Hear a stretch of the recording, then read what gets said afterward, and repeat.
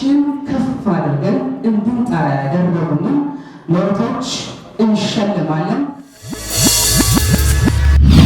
የ2011 ዓ.ም የከፍተኛ ክብር የወርቅ ኒሻን እና ዲፕሎማ ተሸላሚ አድርጎ መርጧቸዋል። ጳጉሜ 3 ሐምሌ ናሴ መጣ ያጉረመረመ ልቤ የሳለቅሶ ከደጅሽ ቀረበ ይባላል። አገር ንግግር ያደርጉልና ንግግር መቼም ለሳቸው የሚነገር ነገር አይደለም።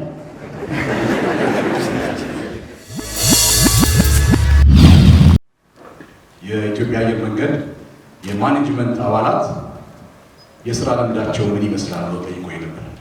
700 ዓመት ነው ብዬ መለሱ።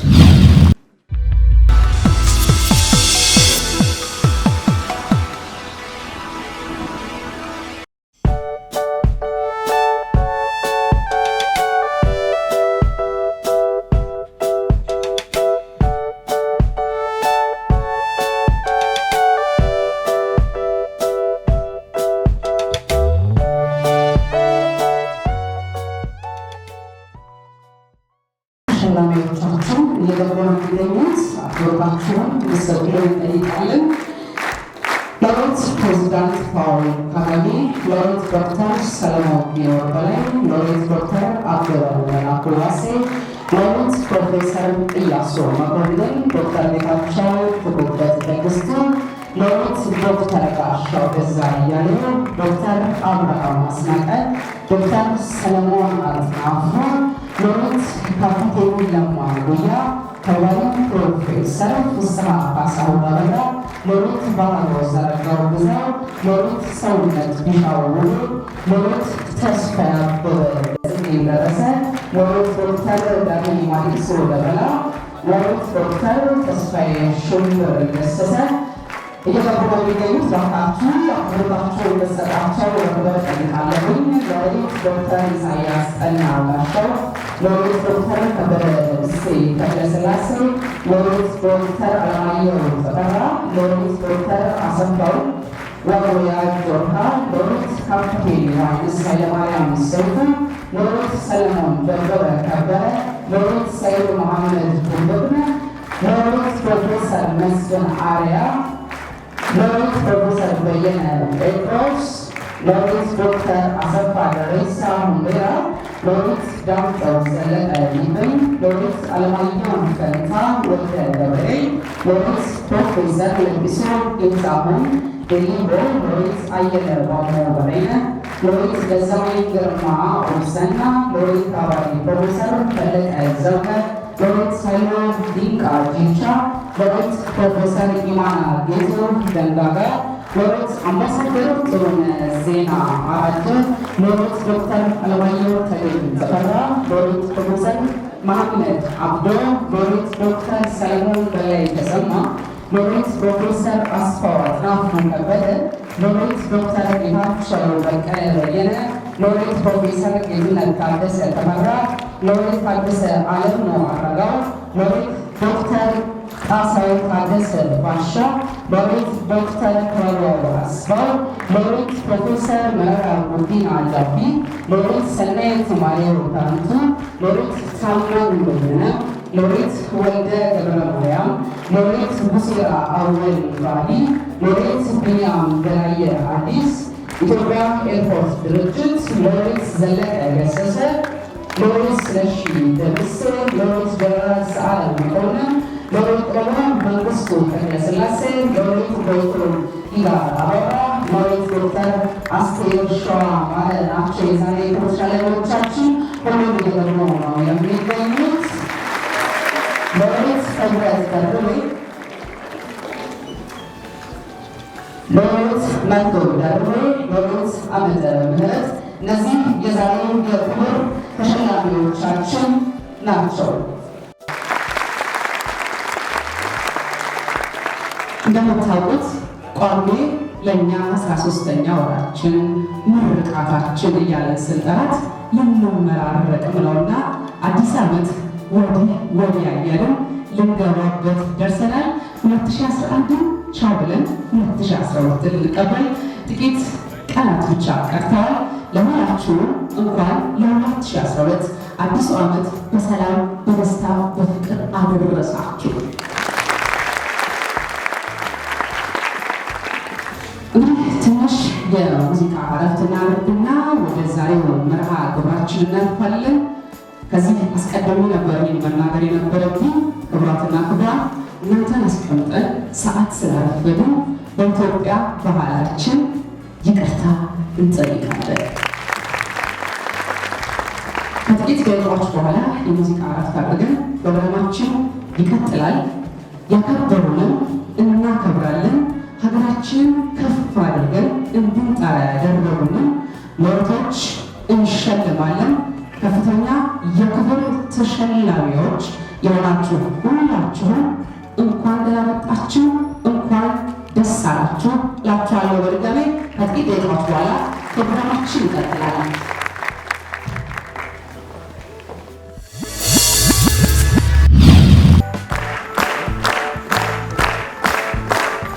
ጭብጨባዬ ቀንሳችሁ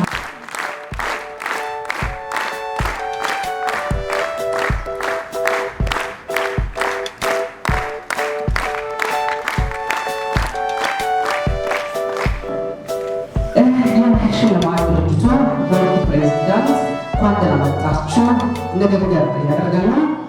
የቦርድ ፕሬዚዳንቱ የቀድሞ የኢፌዴሪ መንግስት የፍትህ ሚኒስተር የነበሩት አቶ አሰፋ ከሲቶ የቦርድ ፕሬዚዳንቱን ወደዚህ ወደ መድረኩ በክብር እንድታመጡልኝ እጠይቃለሁ።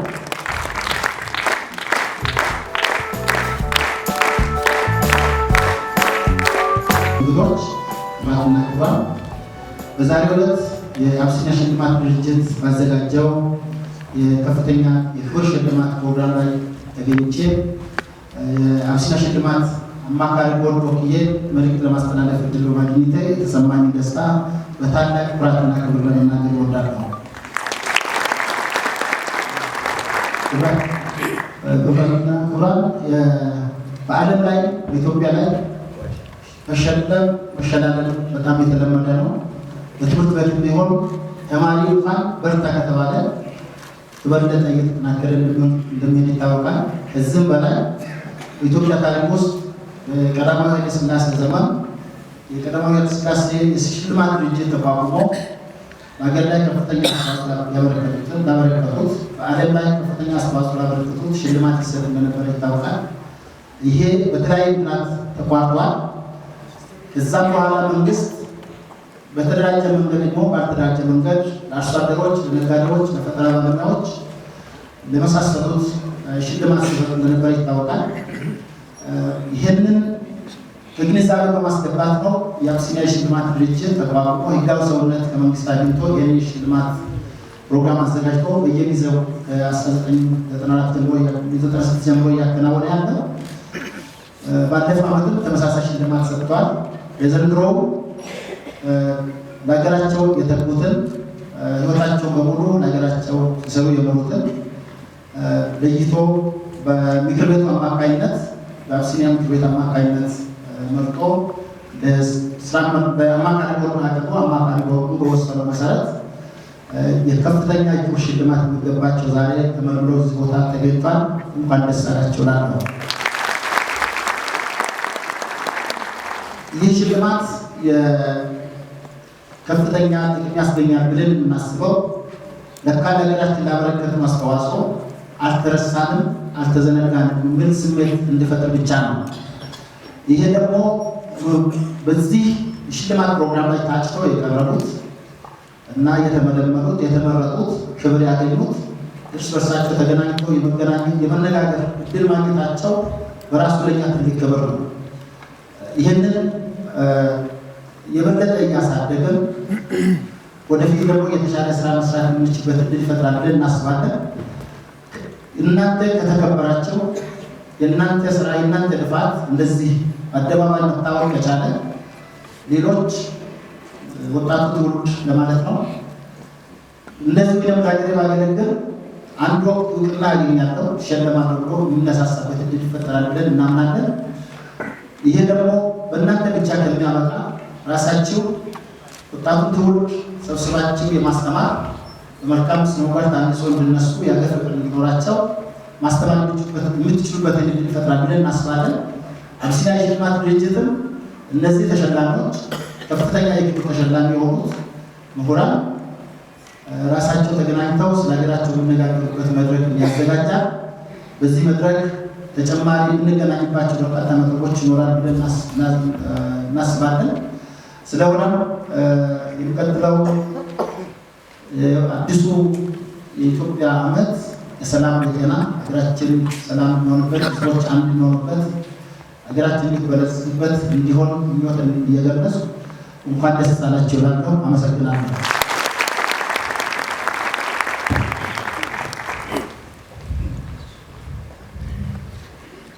ከልብ አመሰግናለሁ። በክብር ወደ ቦታቸው ተሻኙ የሚጠይቃለሁ። ደግሞ የኢፌዴሪ መንግስት የፍትህ ሚኒስትር የነበሩት አቶ አሰፋ ከሲቶ የቦርድ ፕሬዚዳንት ነበሩ ንግግር ያደረጉት።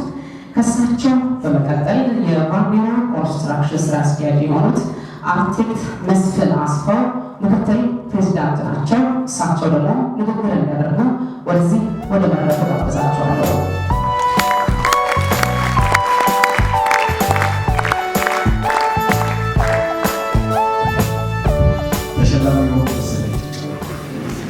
አመሰግናለሁ። የተከበራችሁ እጩ ተሸላሚዎች፣ ቤተሰቦቻቸውና ወዳጆቻችሁ እንዲሁም ጥሪያችንን አክብራችሁ የተገኛችሁ እንግዶች በአቢሲኒያ አማካሪ ቦርድን በመወከል በድጋሚ እንኳን ደህና መጣችሁ ለማለት እወዳለሁ። ለበጎ ስራ ክንዋኔና መልካም ስነ ምግባር እውቅናና ከበሬታ መስጠት ከቤተሰብ ጀምሮ በተቋማት፣ በማህበረሰብ፣ በሀገርና ዓለም አቀፍ ደረጃ ረዥም ዘመናትን ያስቆጠረ አኩሪ ባህላችን ነው። ሀገራችንን ከድህነት ለማላቀቅ መንግስት በኢኮኖሚ ዘርፍ ከፍተኛ ጥረት እያደረገ መሆኑ ይታወቃል። የአንድ ሀገር ኢኮኖሚያዊ እድገት የተሟላ አስተማማኝና ቀጣይነት እንዲኖረው እድገቱ ከዜጎቹ የአስተሳሰብ አድማስ ስፋትና ስልጣኔ ጋር በተቀናጀ መልኩ ጎን ለጎን ማስኬድ ግድ ይላል።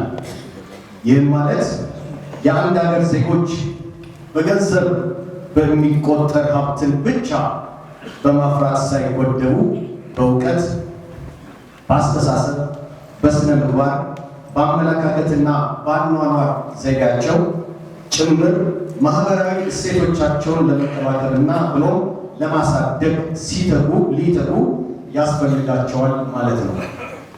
በዚህ መልኩ የሰለጠነና የጎለበተ ማህበረሰብ ከማፍራት አኳያ በሀገርና ዓለም አቀፍ ደረጃ ለተጉ እና በተሰማሩበት የሚያዘርፍ በሚያገለግሉት ማህበረሰብ ተቀባይነትና ከበሬታን ያገኙ ተጽዕኖ ፈጣሪ ዜጎችን በሀገር ደረጃ መሸለምና እውቅና መስጠት በተለይ ከቀድሞው ንጉሥ ቀዳማዊ ሥላሴ ዘመን ጀምሮ የተለመደ ሲሆን በአሁኑም ጊዜ የተለያዩ ማህበረሰብ አቀፍና የመንግስት የግል ተቋማት በተለያየ ዘርፍና አገልግሎቶች የላቀ አስተዋጽኦ ላደረጉ ዜጎች በተለያየ መልክና ደረጃ እንደሚሸልሙ ይታወቃል።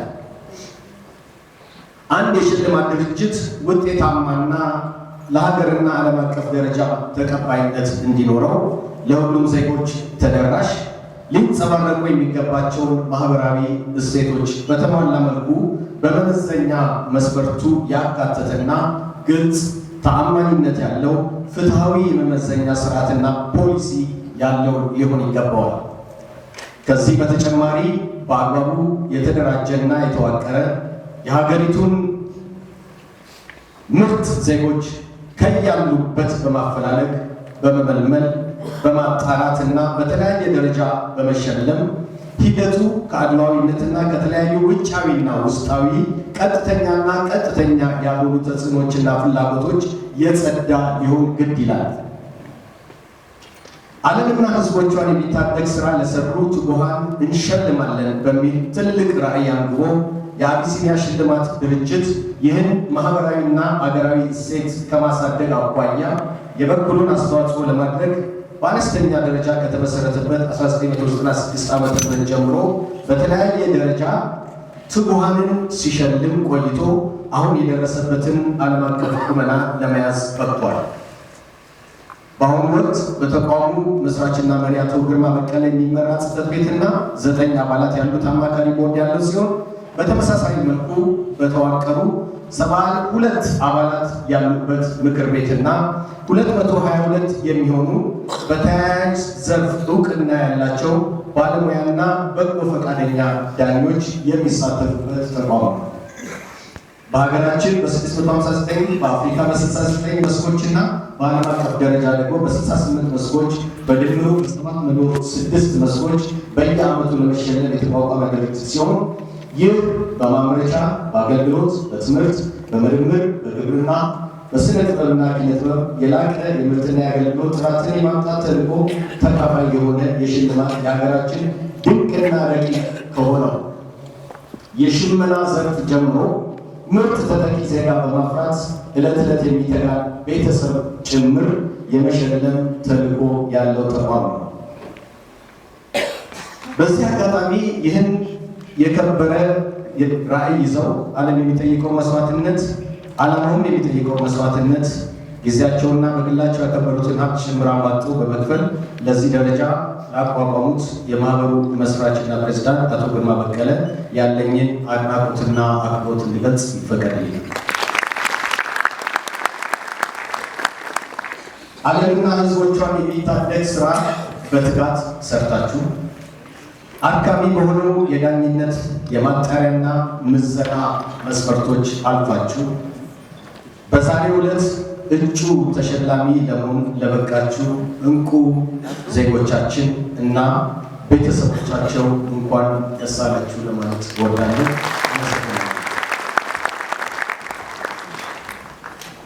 We do have visitors and dignitaries from abroad. We'll also make a brief speech in English. Your Excellency, I would like to address and acknowledge our minister who is present with us as well. Thank you for honoring and being present with us. Distinguished Abyssinia laureates, invited honorable guests, dignitaries, ladies and gentlemen. On behalf of the board, I would like to welcome you once again on the annual Abyssinia Higher Honor Laureate Award Ceremony 2019. Recognizing and awarding excellence in character and performance has been a deep-rooted Ethiopian culture in all forms and at all levels, in family, schools, community, institutions, and both at national and international level. An award, apart from motivating the recipients to serve and reach further in their respective disciplines and area of engagement, it has far-reaching benefits towards nation building through the creation of a well-informed, highly educated, civilized society with deep-rooted values. Thus, if a nation's economy is to grow sustainably and reliably, the creation of a highly disciplined, motivated, and aspiring society, side by side, founded on the sense of integrity and commitment to serve humanity and our planet at large is indispensable. Abyssinia Awards, since its inception in 1992, was a vision for tracking, recognizing, and awarding individuals from wide-ranging areas of engagement and with significant contribution towards improving and safeguarding the well-being of our planet Earth and its citizens, is led by a board of 9 members representing different sectors of society, disciplines, and it also has a council with 72 members and 220 registered freelance jurors, representing a wide range of professions and disciplines, all committed in searching and finding some of our unsung heroes, locally and globally. Based on a published and copyrighted award document of 1,986 pages and 3 volumes.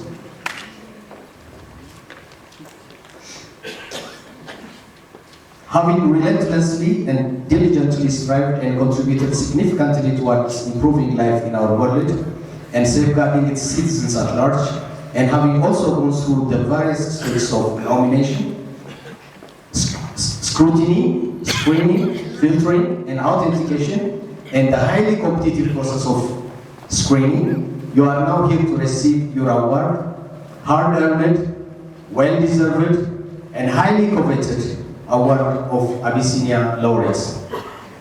On behalf of the advisory board, I would therefore like to congratulate you and your respective family members for achieving excellence in your respective area of engagement and in making our world yet again a better place to live for humanity. I thank you.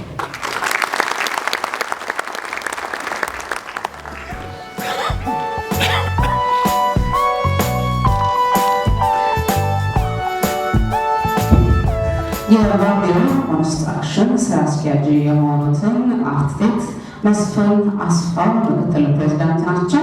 እሳቸው ነበር ንግግር ያደረጉት። እጅግ በጣም እናመሰግናለን። ወደ ሊቀጥለው መርሃ ግብር ነው የሚወስዳቸው። የሚቀጥለው መርሃ ግብር እንግዲህ የ2011 ማጠናቀቂያ የአቢሲኒያ ሽልማት የክብር ተሸላሚ እጩዎች እዚህ ይገኛሉ። ለነሱ ሽልማታቸውን የምናበረከት ይሆናል ማለት ነው። ሽልማታቸውን የሚያበረክቱልን የቀድሞ የኢፌዴሪ የመንግስትና የፍትህ ሚኒስትር የነበሩት አቶ አሰፋ ካሲቶ የቦርድ ፕሬዝዳንት፣ እንዲሁም የባቢሎ ኮንስትራክሽን ስራ አስኪያጅ የሆኑትን አርክቴክት መስፍን አስፋው ምክትል ፕሬዝዳንት፣ እንዲሁም የኢትዮጵያ ህገ መንግስት አቃቂ ኮሚሽንና አባል የአስተባባሪ የሆኑትን ዶክተር ፋሲል ናሆም፣ እንዲሁም ደግሞ የኦሮሚያ ባህልና ቱሪዝም ከፍተኛ የባህል ኤክስፐርት የሆኑትን ሎሬት ይፍሩ በመላ ይሆናሉ ማለት ነው። በእነሱ ሽልማቱ ይሰጣል። በድጋሚ ክብራትና ክብራን እንኳን እንደመጣችሁ መልካም በዓል እንዲሆንላችሁ እመኛለሁ ማለት ነው። እነሱ ሽልማቱን ያበረክታሉ። የክብር እንግዳችን እዚህ ጋር አረፍ ይላሉ ማለት ነው። የመጀመሪያ ተሸላሚያችን ሎሬት ዶክተር ሰለሞን ቢኖር በላይ ናቸው። በክብር ወደ መድረኩ እንድትሸኙልኝ እጠይቃቸዋለሁ።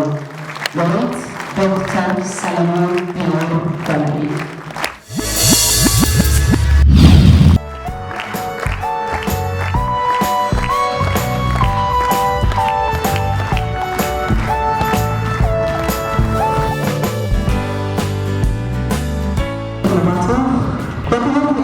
ነው የሚገኘው። እባካችሁ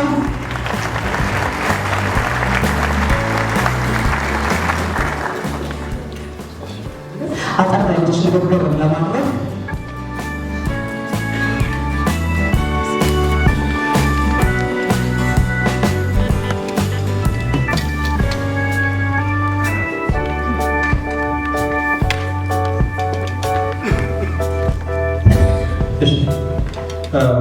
አመሰግናለሁ።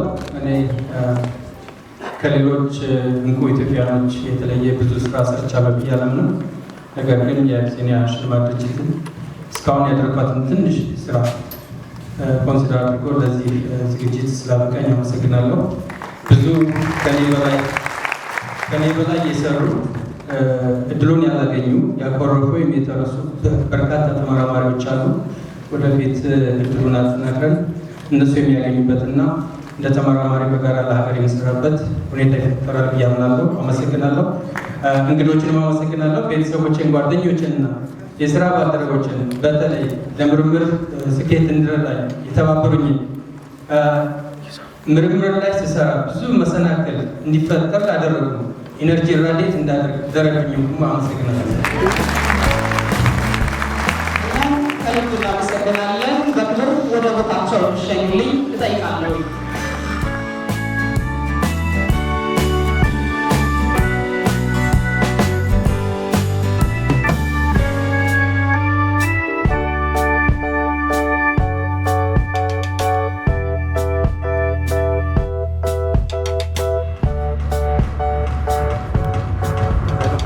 ሜዳሊያው የተደረገላቸው የሚገኘው እንደምትመለከቱት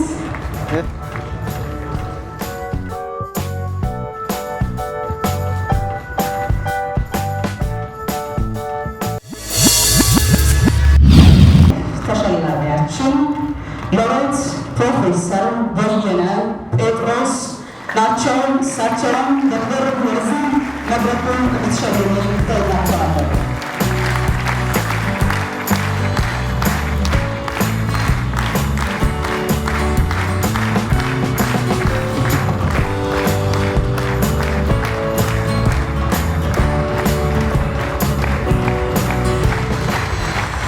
በሀገራችን ፖለቲካ ውስጥ ትልቅ አስተዋጽኦ ያላቸው የምንወዳቸው የምናከብራቸው ናቸውና እባካችሁ ሞራላቸውን ሞቅ እንድታደርጉ እጠይቃለሁ።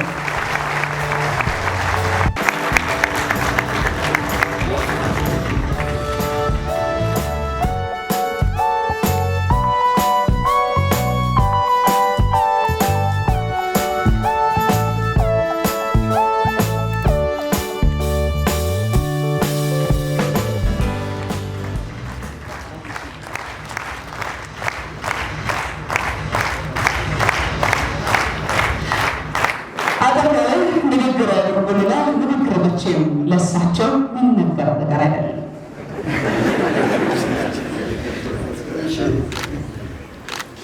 አቢሲኒያ የልማት ድርጅት የዚህ አይነት አዲስ ጅማሮ ምንም እንኳን በአንድ ጥሮ ቢኖር የሞተውን አንስቶ ነፍስ መስራት ዋዛ አይሆንም። ስለዚህ ምናልባት የቶቻችን እዚች ትንሽ ግራ ቢጋቡም የዚያው ጅማሮ ምልክት ይሆናልን አይቀር እንላቸዋለን።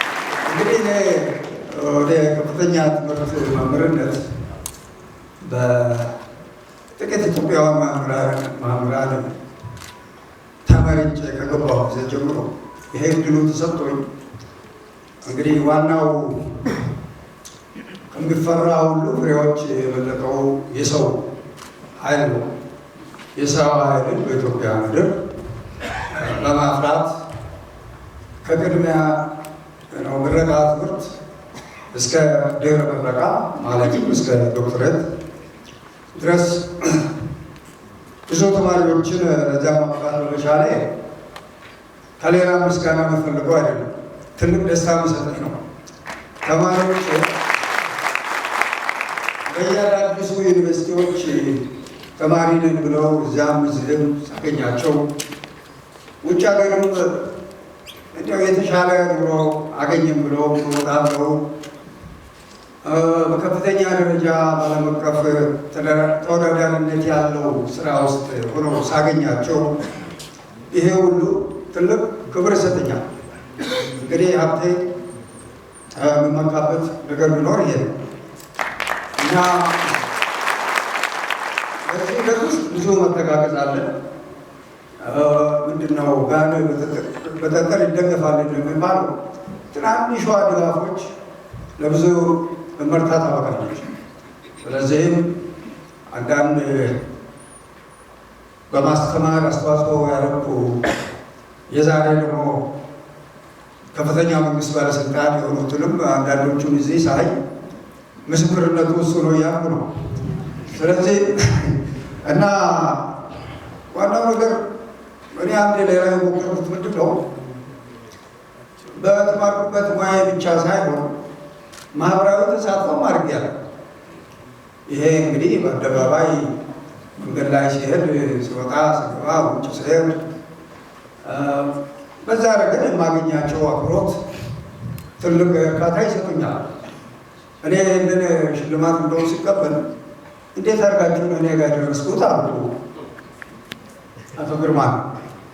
የህዝብ ጥቆማ ነው አለ።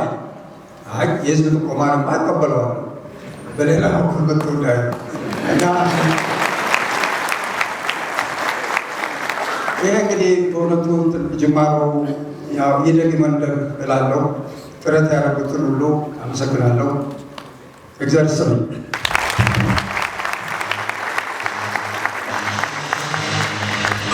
እኛም ከልብ እናመሰግናለን። በሞራል ወደ ወንበራቸው ያስሸኛሉ እጠይቃለሁ።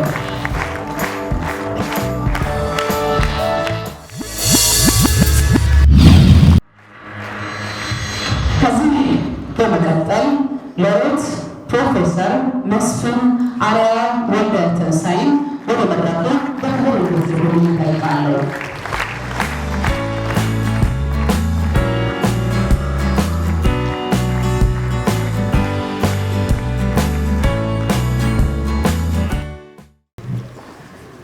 ፕሮፌሰር መስፍን አርአያ በነሐሴ 19 ቀን 1946 ዓ.ም በፍለው አካባቢ ተወለዱ። ፕሮፌሰር መስፍን አርአያ ባለትዳርና የሁለት ልጆች አባት ናቸው። ፕሮፌሰር መስፍን አርአያ በሕክምና ዶክትሬት ዲግሪ ኤምዲ ከፓቭሎቭ ሕክምና ትምህርት ቤት ቅዱስ ፒትስበርግ ሩሲያ በ1972 ዓ.ም ተመረቁ። በአእምሮ ሕክምና ስፔሻሊቲ ዲፕሎማ ከኔዘርላንድስ በ1982 ዓ.ም ተመረቁ። የዶክተር ፊሎዞፊ ዲግሪያቸውን ደግሞ በኦሜዮ ዩኒቨርሲቲ በስዊድን በ2000 ዓ.ም ሰርተዋል። ፕሮፌሰር መስፍን አርአያ በጠቅላላ ሕክምና ዳይሬክተርነት በራስ ስብሐት ሆስፒታል አዲግራት በ1974፣ በደሴ ሆስፒታል በ1975፣ በአማኑኤል አእምሮ ሆስፒታል በ1976 እንዲሁም የአእምሮ ሐኪም ሆነው በአማኑኤል የአእምሮ ሆስፒታል በ1982 የቅዱስ ጳውሎስ አጠቃላይ ሆስፒታል በዘውዲቱ ጥቁር አንበሳ እና ጥቁር አንበሳ ሆስፒታል እና በአዲስ አበባ ዩኒቨርሲቲ የአእምሮ ሕክምና ትምህርት ክፍል ኃላፊ በመሆን አገልግለዋል።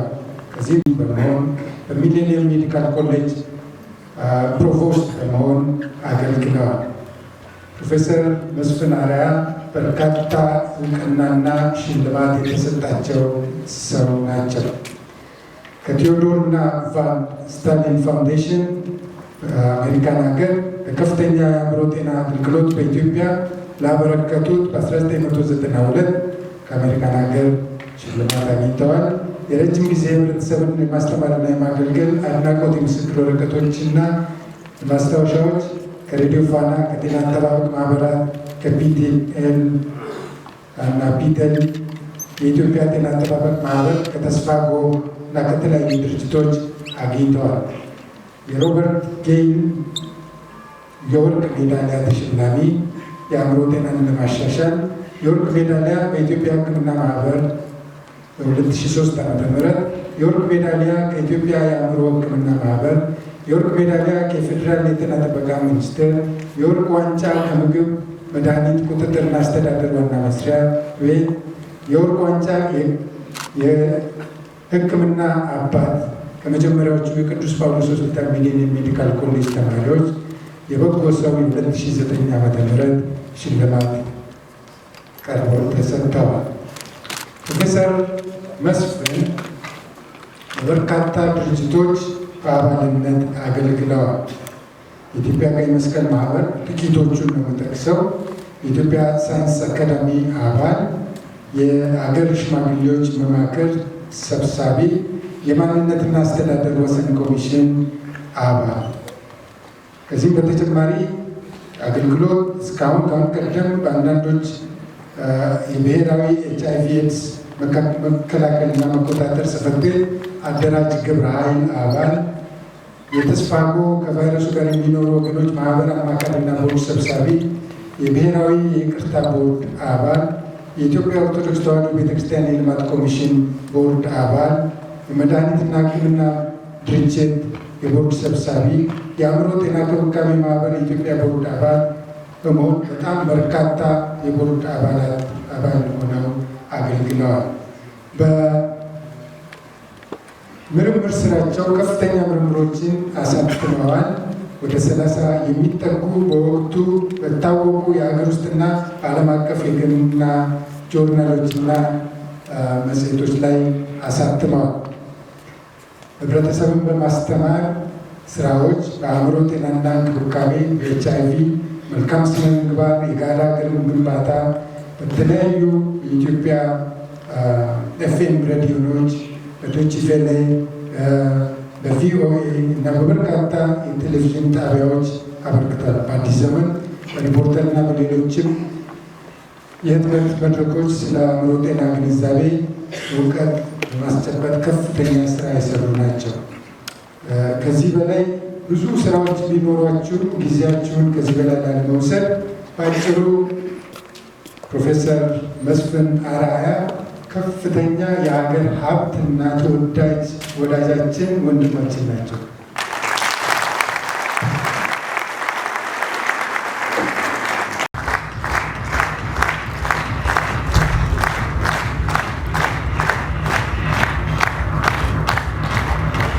የሆኑት ፕሮፌሰር መስፍን አርአያ ወልደ ተንሳይ ናቸው። ሽልማቱ እየተከናወነ ይገኛል። አጠር ያለ ንግግር ያደርጋሉ።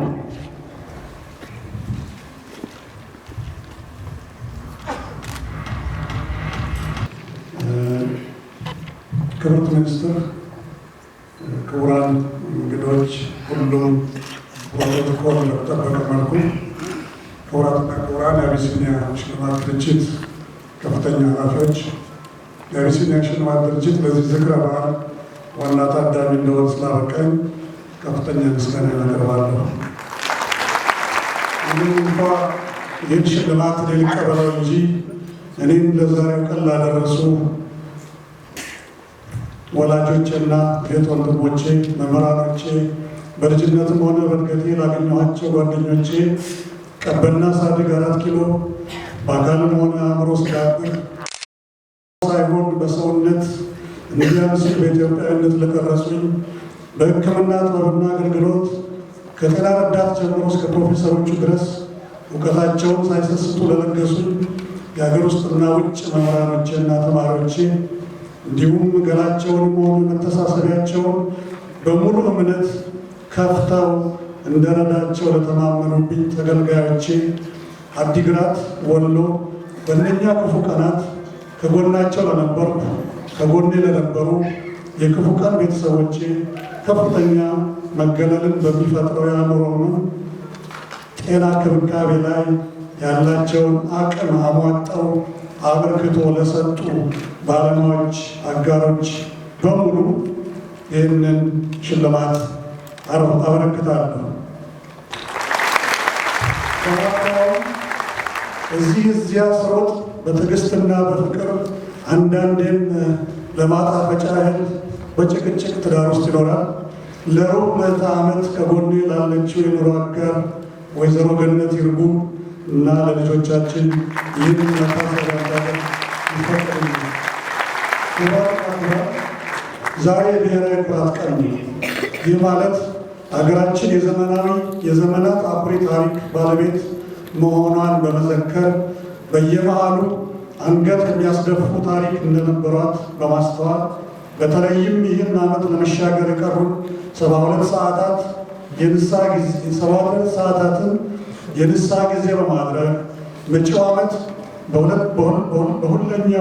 በኋለኛው ዘመን ከመኮፈስ ወይንም ከመቆዘም ወጥተን 99 በመቶ የሆነው ዝም ያለ ወገናችንን ውስጣዊ ስሜት በማዳመጥ አእምሯችንን አጽድተን ስለ ፍትህ፣ እኩልነት፣ እድገት በጋራ ሆ ብለን የምንነሳበት በመጀመሪያ ከራሳችን ታርቀን ዘላቂ እርቅ የምናመጣበት ዘመን ይሁንልን እላለሁ። ፈጣሪ እርቅ፣ ፍቅርና ሰላም በሀገራችን ያወርድልን። ስለተደረገልኝ ሽልማት አመሰግናለሁ። የሚቀጥሉት ተሸላሚያችን ሎሬት ስለሺ ደምሴ ናቸው።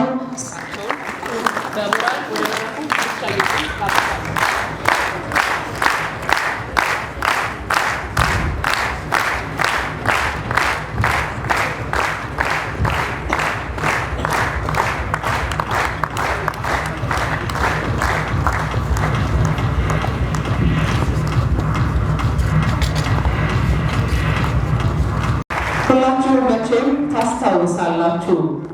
ጋሻ ብራ ሙላ አበሉ ይለዋል ጉዳይ ሳይሞላ የተባለላቸው ብዙ ሊዘከርላቸው የሚገባ ለአዲስ አበባችን ተግተው የሰሩ ባለሙያ ናቸው። እዚህ ያክብሩ ይመላል።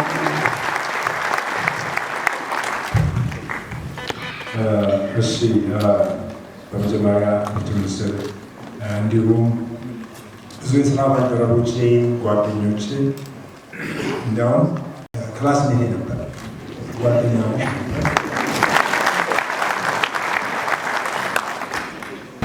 ሐምሌ ነሐሴ መጣ እያጉረመረመ ልቤ የሳለብሶ ከደጅሽ ከረመ ይባላል። ይሄ አካባቢ ሰፈር በአጠቃላይ ፍሎሃ ነው የሚባለው።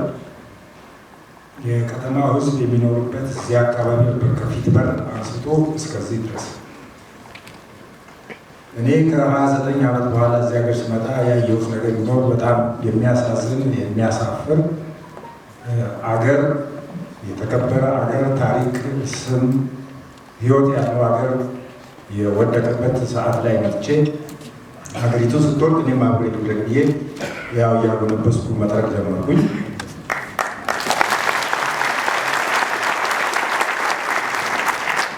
18,000 ተማሪዎችን ይዤ አዲስ አበባ ለመጀመሪያ ጊዜ በአካባቢ ሳይንስ እውቀት ኖሯቸው ወደ ህብረተሰቡ ገብተው አካባቢውን እንዲያጸዱ ችግኝ እንዲሰቅሉ በማለት ከአዲስ አበባ ሁለተኛው ድሬዳዋ፣ ከዛ ትግራይ፣ ከዛ ጎንደር፣ ከዛ ጎጃም እያለ አጠቃላይ ኢትዮጵያ ውስጥ በብዙ ሺህ የሚቆጠሩ ተማሪዎችን፣ እናቶችን፣ አባቶችን፣ ህፃናቶችን ይዘን በአራተኛው ዓመት ገደማ አዲስ አበባ የኢትዮጵያ ከተማ ከዚህ ወጥቶ ቆሻሻ ስለሆነ ትሪፕሊ መሄድ አለበት የሚለውን ሰብረን በ6ኛው ዓመት ላይ ሉክ አት ዲስ ሲቲ በሚል በዓለም በፊት ከተማ የነበረበትን ሁኔታ በከፍተኛ ደረጃ የተለወጠበት ሁኔታ ያሳየን።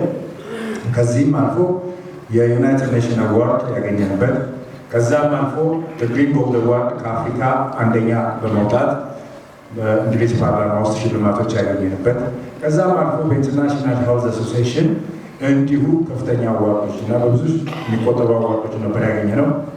ያው ኢትዮጵያ ውስጥ ትንሽ ችግር ነው እና ለስራችን በጣም እንቅፋት የሆነን ማን ነበር? እኛ ራሳችን ነበር። እዚህ ሀገር እኔ የምሰማው በጣም የሚገርም ነገር ነው። ትናንትና በስላም ሁል ጊዜ ደህንነት ነው ጠላታችን፣ ደህንነት ነው ጠላታችን። ደህንነትማ አብረን ኖረናል። ደህንነት ጓደኛችን፣ ጠላታችን ራሳችን። የእኛ ማንነት ጠላት ይሄ ምክንያት መወገዝ አለበት። ለእያንዳንዳችን ለዚች ሀገር ውድቀት ጠላት የሆነው እኛ ራሳችን። ሃይማኖት እንላለን፣ ጎሳ እንላለን፣ ድንበር እንላለን፣ ክልል እንላለን። እንደ ሰው ማሰብ ያቃተን ድሃዎች ነን እኛ። ይሄ ነው አስተሳሰባችን። ዛሬ ለምናውሉት ያለፈውን አይተን ተለውጠን መገኘት ሲገባል ብዙ እንከን ብዙ ነገሮች እናፈራለን። ችግርን ራሳችን እንፈጥራለን። ችግር የት ነው ብሎ ቢለው ሰውየው ምን አለ? እንቅፋት የት አገኘው ቢለው እንቅፋት እኮ መታኛለ። እንቅፋቱ ያለው ዛት ራስ ሄደ መታው። ምክንያት አንፈልግ። ብሔር ዝም ብሎ መሸሸጊያ፣ ድንበር መሸሸጊያ። እንደ ሰው አስቦ ሀገርን ማልማት፣ ማቅናት፣ ማሳደግ፣ ለሚቀጥለው ትውልድ ማሳደግ ትልቅነት ከሁሉ የበለጠ። ስለዚህ እግዚአብሔር ሁላችንን ልብ ሰጥቶ ይሄ አስከፊ የሆነ ተራ የሆነ አስተሳሰብ፣ የወደቀ አስተሳሰብ ከዛ ነጥተን ጸድተን ጥሩ ነገር ማየት እግዚአብሔር ያበረታል። ሌላ በጣም የሚያሳዝነው 21 ዓመት ሙሉ ሌት ተቀን ስለፋ እነኝህ ተማሪዎች ይዤ በየጊዜው አፍርስ የሚሉ ሰዎች ነበሩ የሚመጡት። ይኸው በአንድ ስራ አፈረሱ፣ ማዘጋጃ ቤት ያለውን አፈረሱ። በሄድኩበት ቦታ የሚሰራው ስራ ማፍረስ ነው። አፍራሽ ምንድን ነው? ግብረ ኃይል የሚባለው አፍራሽ እና እንደዚህ አይነት የማፍረስ የመጣል የማውደቅ የማቆሸሽ ባህል ከየት ነው የመጣው? ይሄ የመጣበት ዋናው ምክንያት ምንድን ነው? ከዚህ ከልዩነት ከራስ ከመውደድ ልክስክስ ከሆነ አስተሳሰብ የመጣ ነው። አያቶቻችን ቅድመ አያቶቻችን እንዲህ አይነት ታሪክ አልነበራቸው። ከየት የመጣ ባህል ነው? ስለዚህ ለዚህ ነው ጸርተን ይችን ሀገር ማሳደግ ኃላፊነቱን ለልጆች መስጠት ያለብን። ኮርተን እንሙት፣ ወድቀን ተሰባብረን እንደ ላባ ቀለን ከምንሞት እንደ ድንጋይ እንደ ብረት ከፍ መሞት ትልቅ ታሪክ ነው። አመሰግናለሁ። ሁሉ አብራኝ ስትሰራ ላለችው ለባለቤቴ ለወሰን ብርሃኑ ከፍተኛ ምስጋና አቀርባለሁ። ይህ ሽልማት እኔ የሰራሁት ሳይሆን በማንኛውም ኢትዮጵያ ውስጥ የነበረውን አንደበት ውስጥ የነበረውን አውጥቼ ተናግሬዋለሁ። አብሮ ነው የኢትዮጵያ ሕዝብ የሰራው። ይሄ የአቢሲኒያ ሽልማት ለኢትዮጵያዊ በሙሉ የሚሰጥ ነው ብዬ እላለሁ። ሽልማቱ ለኢትዮጵያ በሙሉ ጊዜ ስልኛ መሰግናለሁ። እኔም እጅግ በጣም አመሰግናለሁ። ሎሬት ስለሺ ደምሴ የህይወት ዘመን የልምላሜና የአካባቢ ንጽህና ጥበቃ የላቀ ተግባር ከፍተኛ የክብር ተሸላሚ ናቸው። በነገራችን ላይ ቅድም ሎሬት ፕሮፌሰር በየነ ጴጥሮስ ስንሸልም የህይወት ዘመን የቆላ በሽታ ጥናትና ምርምር የፖለቲከኝነት የከፍተኛ የክብር የወርቅ ኒሻን ተሸላሚ ነው የነበሩት። ከዚህ በኋላ እንግዲህ ዘርፉን እያስተዋወቃችሁ የምንቀጥል ይሆናል ማለት ነው። የህይወት ዘመን የፖለቲከኝነት የፖለቲካ ሳይንስ ዓለም አቀፍ ግንኙነት ተመራማሪነት እና የዩኒቨርሲቲ መምህርነት የከፍተኛ ክብር ተሸላሚ ሎሬት ፕሮፌሰር መረራ ጉዲና ወደዚህ ወደ መድረኩ ሸኙ።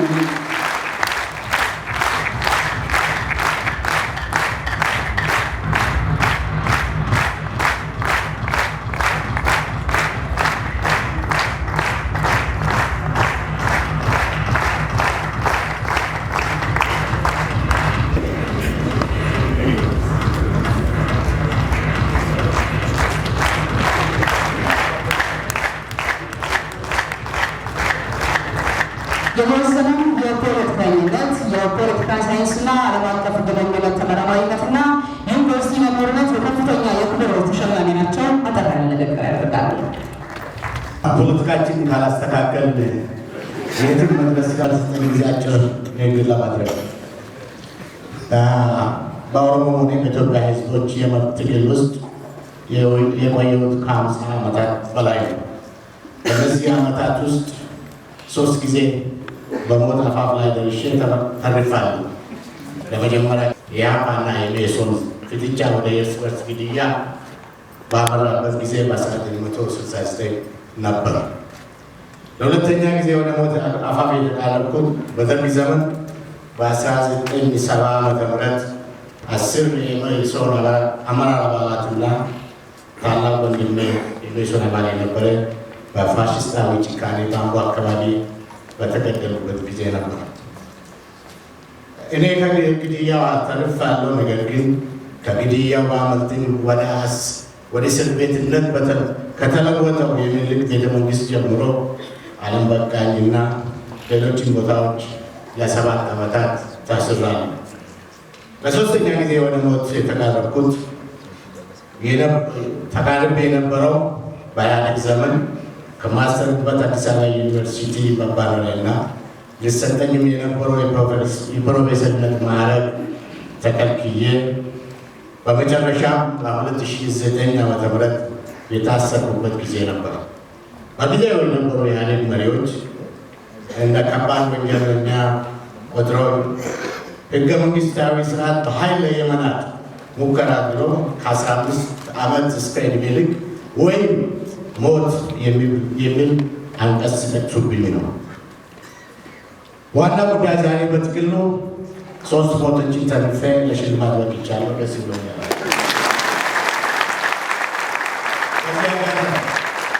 በዚህ አጋጣሚ ግን የግል ዝናን ከማውራት ይልቅ በዚህ ወሳኝ የሀገራችን ታሪክ ወቅት የአዲስ ዓመትና የአዲስ ዘመን ተስፋ ለሚጠብቁት የኢትዮጵያ ህዝቦች ለ170 ዓመታት ማለፍ ካልቻልነው የታሪክ ፈተና አንጻር የሚቀጥለውን የታሪክ ማስታወሻ ማስቀመጥ መርጫለሁ። አንደኛ፣ ዘመናዊ ኢትዮጵያ የተፈጠረችው ወይም ለመፍጠር የሞከሩት አፄ ቴዎድሮስ የሞቱት እንደ አውሮፓ አቆጣጠር በ1868 ዓመተ ምህረት ነበር። ታላቋ ጃፓን የፈጠሩት የማጂ ንጉሳዊ ቤተሰቦች ደግሞ ስልጣን ላይ የወጡት በዚሁ ዓመት በ1868 ዓመተ ምህረት ነበር። በወቅቱ ጃፓኖች በ30 ዓመታት ውስጥ ታላቋን ጃፓን ፈጥሮ ሲሄዱ የኢትዮጵያ መሪዎች ስልጣን ላይ ሲተላለፉ ዛሬ ኋላ ቀር ኢትዮጵያ ፊቶልን ሄደዋል።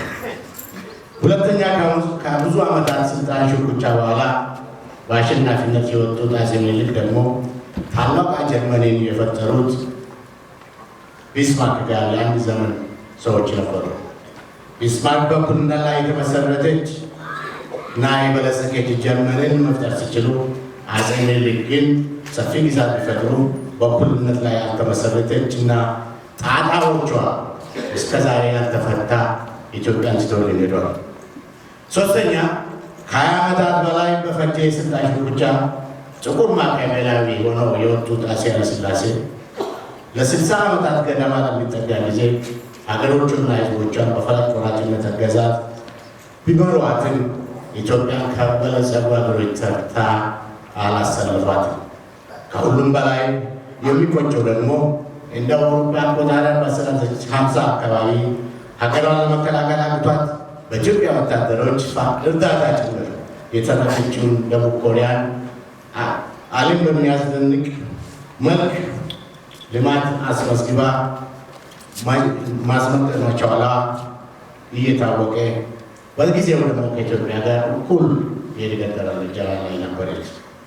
አፄ ኃይለ ሥላሴ በዛው ደረጃ ትቶን ሄደዋል። አራተኛ ስለ ሶሻሊዝም ሳይገባው በድንቁርና የአንድ ትውልድ ምርቶችን አጥፎ የጠፋው መንግስቱ ኃይለማርያም ሆነ ተፈጥሮን በቁጥጥራችን ስር እናደርጋለን ብሎ ሲናገር ቆይቶ እሱም ሄደዋል። ከአፄ መንግስቱ የቀጠለው አፄ መለስ ዜናዊ ኢትዮጵያን 3 ጊዜ አበላለሁ ብሎ ባዶ መፈክር ሲያሰማ ከቆየ በኋላ እንደዛው ኢትዮጵያን አንድ ጊዜ እንኳን ለማብላት ሳይችል ሄደዋል። በጥቅሉ የሶሻሊዝም በጎ ነገሮችን ተለቆ ቻይና ዛሬ ሁለተኛ እያለሰችበትን ማድረስ አልቻለም። በጥቅሉ በቁጭት ማስታወስ ያለብን እስካሁን የነበሩ የኢትዮጵያ መሪዎች አንዳንዶች እንደሚሉት ኢትዮጵያን በታሪክ ፍራሽ ላይ ተኝታ ከምትሽሞነሞን ሀገርነት ለማዳን አልቻሉም።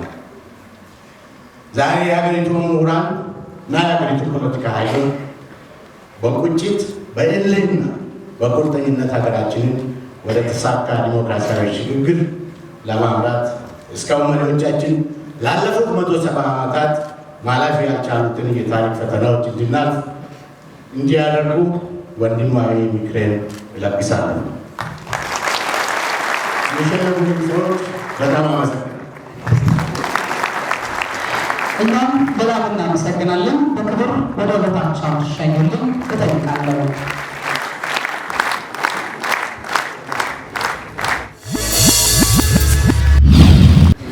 በቀጣይ ተሸላሚያችን የኢትዮጵያ ኤርፖርቶች ድርጅት ነው።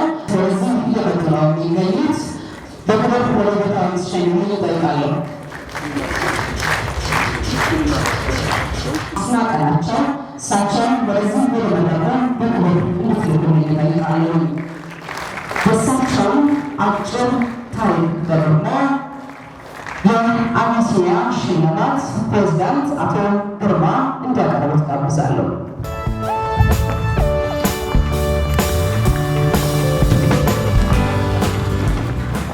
መልካም። ዶክተር አብርሃም አስናቀ ጀንበሬ በ1939 ዓ.ም በጎጃም ጠቅላይ ግዛት በደብረ ማርቆስ ከተማ ተወለዱ። ከየኔታ የቄስ ትምህርት ቤት ጀምሮ እስከ ዘመናዊ ትምህርት ከዘለቀው ትምህርታቸው ጤና ጥበቃ ኮሌጅ ማሰልጠኛ ማዕከል በባችለር ኦፍ ሳይንስና ፋክልቲ በሕክምና ትምህርታቸውን ተከታትለዋል።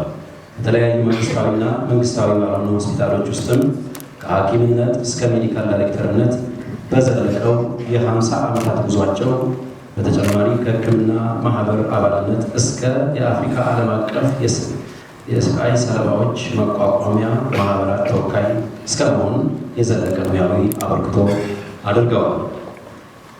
ከዚህ በተጨማሪ እኔና ሕክምና እና የጡት ካንሰር የተሰኙ 2 መጽሐፍትንም ለንባብ ያበቁ ሲሆን 3ኛ መጽሐፋቸውንም በዝግጅት ላይ ለማሳተም በዝግጅት ላይ ይገኛሉ። 3 የምርምር ጽሑፎችን በኢትዮጵያ ሕክምና መጽሐፍት በምስራቅ አፍሪካ የሕክምና መጽሔቶች ታትመውላቸዋል።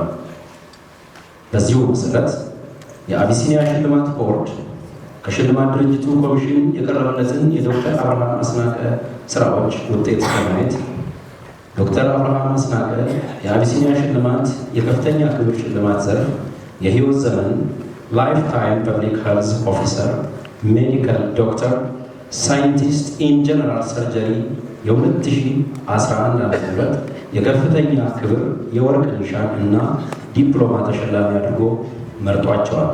ጳጉሜ 3 ቀን 2011 ዓ.ም አዲስ አበባ ኢትዮጵያ።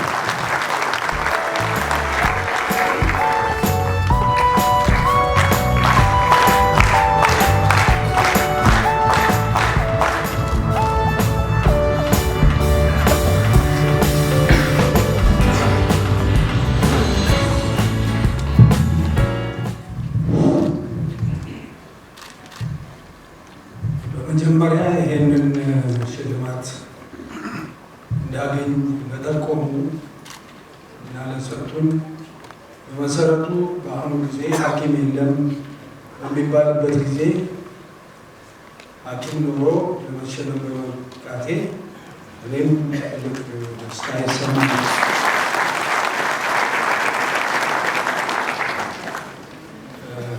ሕክምና ከጤና ጋር ቁርኝት ቢኖረው እንኳ ጤና አይደለም። የምንወቀስበት ምናልባት ጤና ያልተሰማው ሁሉ እነዚህ ሐኪሞች ምንም አልረዱም ብሎ ሊሆን ይችላል። መጀመሪያ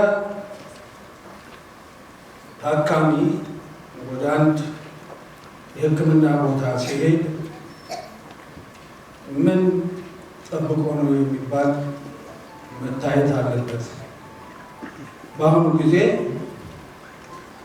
የላቦራቶሪውን እና ሌላ መሳሪያ ምርመራዎችን ትተን ብናይ ከታካሚው መረጃን መሰብሰብና ማቀነባበር የመጀመሪያ ስራ ሆኖ እናገኘዋለን።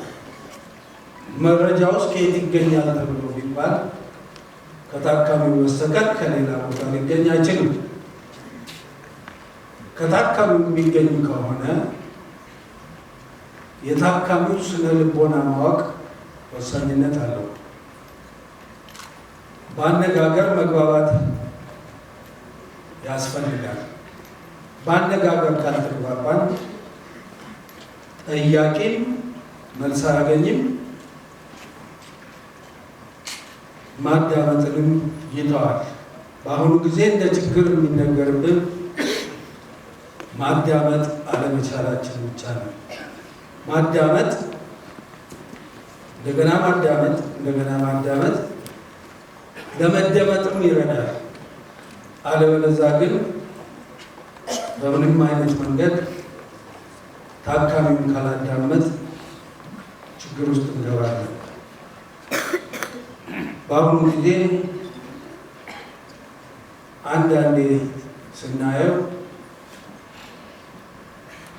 ወይ የሕክምና መሳሪያውን አለበለዚያም የላቦራቶሪውን ውጤት ካገኘን በኋላ እንደገና ወደ ኋላ ሄደን ከመጨረሻ ወደ መጀመሪያ የታካሚውን ታሪክ ፍለጋ እንሄዳለን። ይህ አይነት አካሄድ ጥሩ አይነት የሕክምና አካሄድ አይሆንም። ሰው ሲታመም አካሉ፣ አእምሮ፣ ስነ ልቦና እንዲሁም ማህበራዊ ግንኙነቱ ይታወቃል። አሁን የምንሰጠው ሕክምና እነዚህን ሁሉ ያያል ወይስ አያይም የሚባለውን እናንተው የትመልሱት ይሻላል። ሕክምና የህመም ምልክቶችን ብቻ ካከመ አላከመም፣ የላቦራቶሪ ውጤቶችን ብቻ ካከመ አላከመም፣ የተለያዩ የሕክምና መሳሪያ ውጤቶችን ብቻ አይቶ ካከመም ውጤት የለውም። እንደዚሁም አንድን የአካል ክፍል ብቻ ማከም ምንም አይነት ውጤት አይሰጥም። እኛ ሙሉ ሰው እንጂ የአካል ቁራጭ አይደለም። ስለዚህ ሕክምና እነዚህም ሁሉ ትቶ በአጠቃላይ ሰውን ማከም የጀመረ ጊዜ ሕክምና ጥሩ ውጤት ይኖራል ብዬ አስባለሁ። በዚህ የተነሳ ማንኛውም ታካሚ ከፍሎም ይሁን በነፃ የሚታከም አካሉንም፣ አእምሮውንም፣ ስነ ልቦናውንም፣ ማህበራዊ ግንኙነትን እንዲታከም ማድረግ የሚያስፈልግበት ጊዜ አሁን ነው። ሽልማቱ ለዚህ ያበቁኝ ቤተሰቦችና የሙያውን ስነ ምግባር ጠብቀው ለረጅም ጊዜ በሕክምናው ላገለገሉ ሁሉ መታሰቢያ የሚሆን ነው። በዚህ ሁኔታ እዚህ ደረጃ ላደረሱ በሙሉ እያመሰገን በተሰጠኝ ሽልማት በጣም አመሰግናለሁ። አብርሃም አስናቀን እጅግ በጣም እናመሰግናለን። በቀጣይ የህይወት ዘመን የሰብአዊ መብት ተሟጋች የፖለቲካ ተንታኝና የሰብአዊ ተግባር የከፍተኛ የክብር ተሸላሚያችን ሎሬት ታማኝ በየነ ነው። ስለ ሎሬት ታማኝ በየነ አጭር ታሪክ የሚያቀርቡልን አርክቴክት መስፍን አስፋው ናቸው። የአቢሲኒያ አዋርድ ሽልማት ፕሬዚዳንት ናቸው። እሳቸው አጭር ታሪክ ያቀርቡልናል። ታማኝ በየነ ስላልተገኘ ተወካዩን ወደዚህ ወደ መድረኩ በክብር ጋብዛለሁ። ንግግሩን አስቀድማለሁ።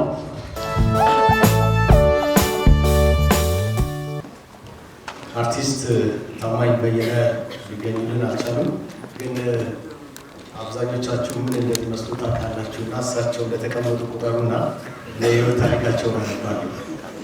በጎንደር ከተማ ጭልጋ በምትባል ትንሽ መንደር ተወለደ። አክቲቪስት ታማኝ በየነ ወደ አዲስ አበባ ከተማ የመጣው በለጋ እድሜው ነበር። ታማኝ በየነን እዚህ ሙያ ውስጥ ነው ብለን መፈረጅ እስኪያቅተን ድረስ በተለያየ ሙያዎች የሰብአዊ መብት ተሟጋች፣ የፖለቲካ ተንታኝ፣ ጋዜጠኛ፣ ድራመር፣ የከበሮ ተጫዋች፣ ኮሜዲያን፣ የቶክ ሾው አቅራቢ፣ ሙዚቀኛና ሌላም የሙያ መስኮች ውስጥ ለመግባት የተሳካ ጊዜያቶችን አሳልፏል።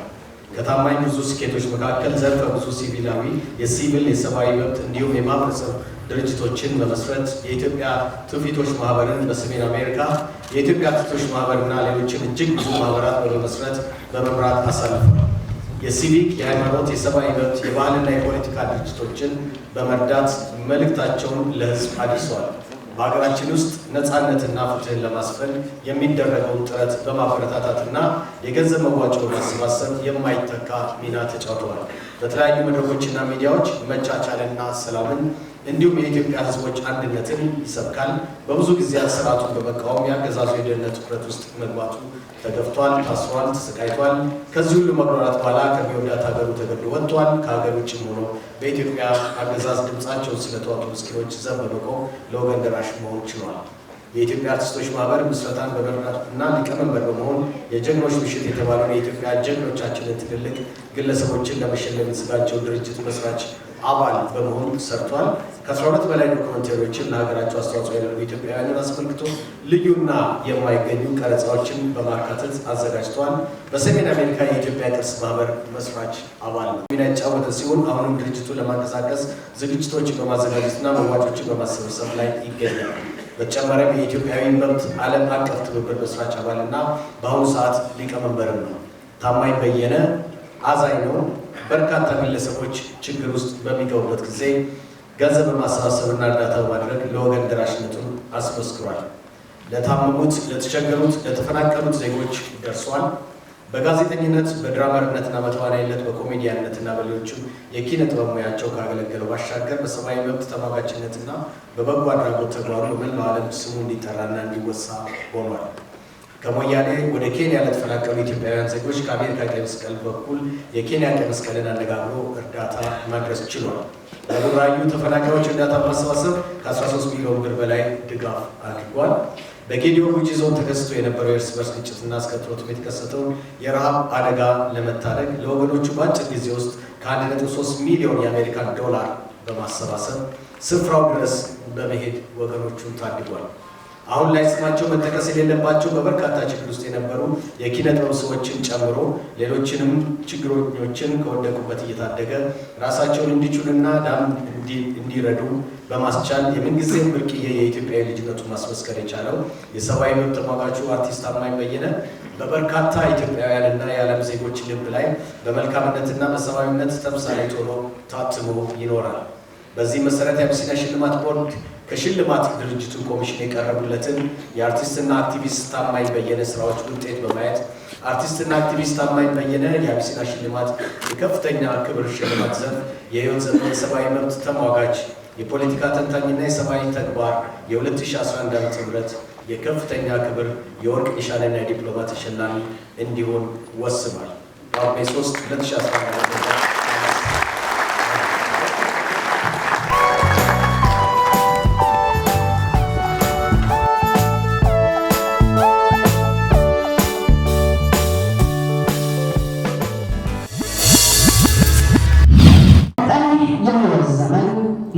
ፈለግና የባህላዊ የስዕል አሳሳል የሰዓሊነት የላቀ ክዋኔ የከፍተኛ የክብር ተሸላሚ ሎሬት ካፕቴን ለማ ጎያ ናቸው። በክብር ወደ መድረክ እንዲሸኙልኝ እጠይቃቸዋለሁ።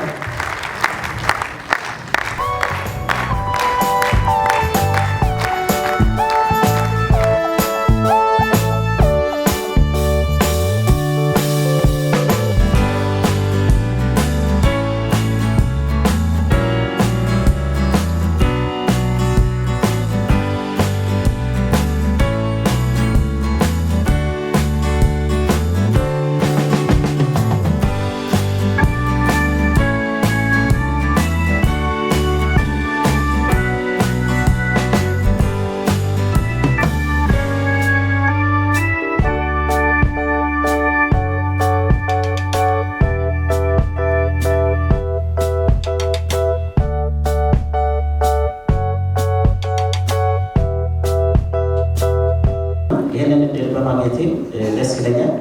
በጽሁፍ መልክ በፍጥነት ያዘጋጃቸውን እሳቸው የሰሩት ስራ በርካታ ነው። ፈጣን እየለማመዱ ይሞክራሉ። ግን መጀመሪያ ላይ ለፈርስት ኢምፕሬሽን እንዲረዳ የሴኔጋል አምባሳደር መጽሐፋቸው ሲመረቅ ምን ብለዋል? ዳዝ ካም አፕ ዊዝ ኤ ሆምግሮን ፔይንቲንግ ስታይል ዛት ሪፕል አክሮስ ዘ ኮንቲኔንት ቱ ቢ ኤ ፕራይድ ኦፍ አፍሪካ ኢዝ ኖት ኦንሊ ኤ ፕራይድ ፎር ኢትዮጵያ ኢዝ ኤ ፕራይድ ፎር አፍሪካ አለ። እሱን ተከትለው የኢትዮጵያ አምባሳደር የሆኑት ሙሉ ሰለሞን ደግሞ ኢዝ ኖት ኦንሊ ኤ ፕራይድ ኦፍ አፍሪካ ኢዝ ኤ ፕራይድ ኦፍ ዘ ወርልድ ብለዋል።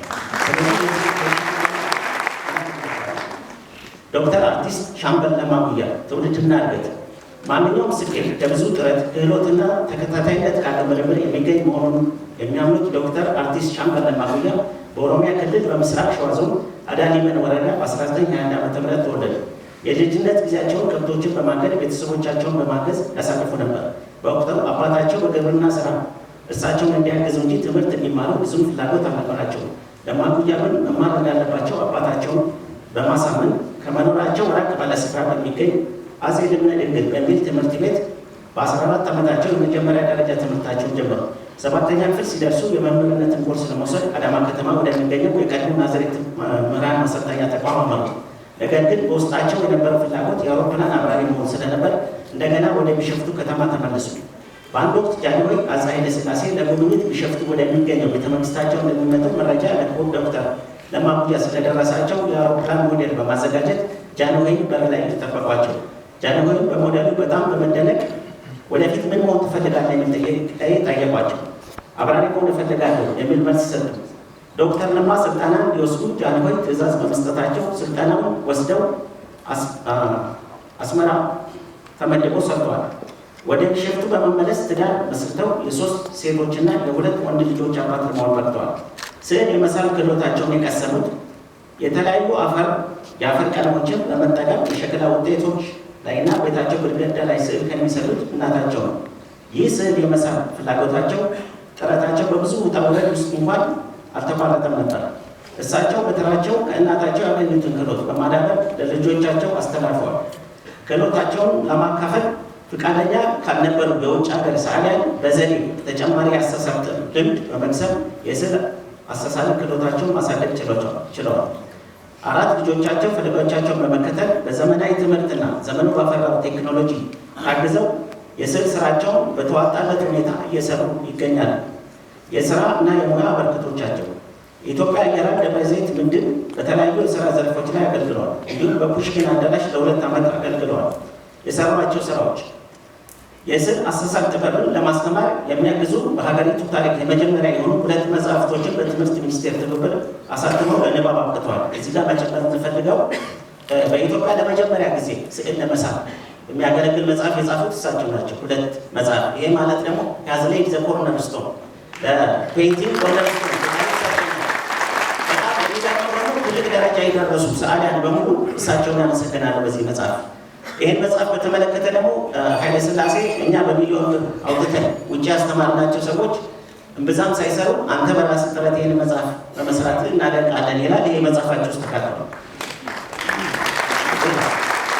ለሴኔጋል፣ ለናይጄሪያ፣ ለደቡብ አፍሪካ ተማሪዎች በስማቸው ለሚዝም ተብሎ የሚጠራ ለኢትዮጵያ እንዲሁም ለአፍሪካ ኩራት የሆነ የስዕል ጥበብን በየሀገሪቱ በመሄድ በተጨማሪም ተማሪዎቹ እዚህ እንዲመጡ እያደረጉ በማስተማር የእውቀትና የክህሎት ሽግግር አድርገዋል።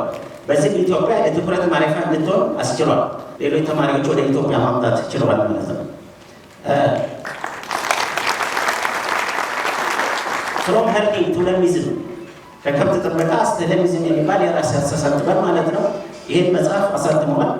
በዚህ ስራ የህይወት ታሪካቸውን ተሞክሯቸውን በውስጡ የአፍሪካ ህብረት መስራች አባቶችና ሌሎችንም አስተማሪ አዝናኝ የሆኑ ፎቶዎችን፣ ስዕሎችን በጋራ ያካተተው 280 ገጾች ያሉት መጽሐፍ ለአንባቢያን አበርክቷል። ይሄ መጽሐፍ የጋለሪ ሼልፍ የሚል ቅጽል ስም ተሰጥቶታል ማለት ነው። የተለያዩ ኤግዚቢሽኖችን በማካሄድ የብሔር ብሔረሰቦችን ባህላዊ አለባበስና ማስታወቅ ስራ ሰርተዋል። በቢሾፍቱ ከተማ 4 ክፍሎችን የያዘ የስዕል ጋለሪ በመክፈት ለተለያዩ ውጭ ሀገር መሪዎች፣ ለሀገር ውስጥ ከፍተኛ ባለስልጣናት እና ለተለያዩ የህብረተሰብ ክፍሎች ለጉብኝት ክፍት አድርገዋል። ተማሪዎች በብዛት እየሄዱ ከእሳቸው ብዙ ትምህርት ይወስዳሉ። ግኝቶቻቸው በደርግ ዘመን እንደምታውቁት ማቴሪያል ወደ ሀገር ውስጥ አይገባም ነበር። በዛ ዘመን ስዕል ለመሳል የሸራና የቀለም ችግሮች ስላጋጠማቸው ለችግሩ ሳይበረከቱ ችግሩን ለመፍታት ምርምር ትምህርት ቤት በመስራት ላይብራሪ በመስራት የብሔር ብሔረሰቦችን ስዕል አንጸባርቆ በማየት ልማትን በማገዝ መሰረተ ትምህርት ዘመቻ ላይ በመሳተፍ ድርቅ ኢትዮጵያ ውስጥ በነበረበት ጊዜ እዛም ተሳትፎ አድርጓል። ከዛም በዘለለ በኢትዮ ኤሪትሪያ በኢትዮ ሶማሊያ ጦርነት ጊዜ በሙያቸው አገልግለዋል። ካፒቴን ናቸው እሳቸው። ያሁን ያሉበትን ደረጃ ለማውገዝ ሰው የሚያጋጥመው ችግር እንደ ችግር ሳይሆን እንደ መልካም አጋጣሚ በመጠቀም ለውጤት መብቃት መቻል አለበት የሚል ጽኑ እምነት አላቸው። መንፈሰ ጠንካራው ዶክተር አርቲስት ሻምበል ለማሙያ በምስራቅ ሸዋ ዞን በቢሾፍቱ ከተማ ህይወታቸው በጥሩ ሁኔታ እየመሩ ይገኛሉ። አሁንም እድሜ ሳይጫናቸው በ90 ዓመታቸው ጠዋት ከሌሊቱ 12 ሰዓት ቤታቸው ትሄዱ ስዕል ለመሳል ሲታገሉ ነው የምታገኟቸው። የስዕል ስራቸውን ሳያቋርጡ ከተለያዩ የመንግስት ተቋማትና ከግለሰቦች የሚቀርቡባቸው የጥበብ ጥያቄ እጅግ ሳቢ፣ ማራኪና ተወዳጅ በሆነ ሁኔታ በፊደል ቆዳ ላይ በማስፈር ምላሽ እየሰጡ ይገኛሉ። ሁሉም ኢትዮጵያኖች በፍቅር በሰላምና በአንድነት እንዲኖሩ ሀገራቸውን ሰላም እንድትሆን ማበርከት ያለባቸውን አስተዋጽኦ እያበረከቱ ይገኛሉ።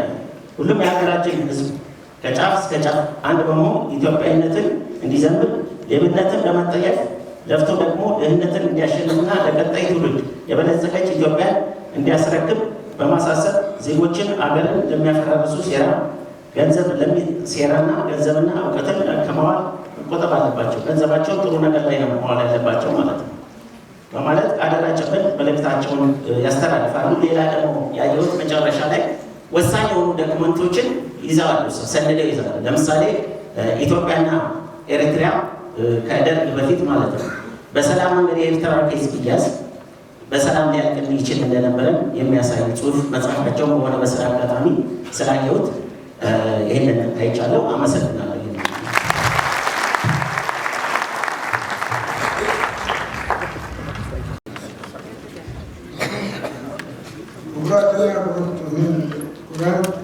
ከሁሉ አስቀድመው አቢሲኒያ የሽልማት ድርጅት ለሀገርና ለወገን ጥበባዊና ታሪካዊ ቅርጽና ውርስ እንዲሆን ከኢትዮጵያ እስከ ዓለም አቀፍ ደረጃ እውቅና ያደረሰውን የኪነ ጥበብ ስራ ጥረቴ ውጤት ዋጋ በመስጠት ለዛሬ ከፍተኛ ከልብ አመሰግናለሁ።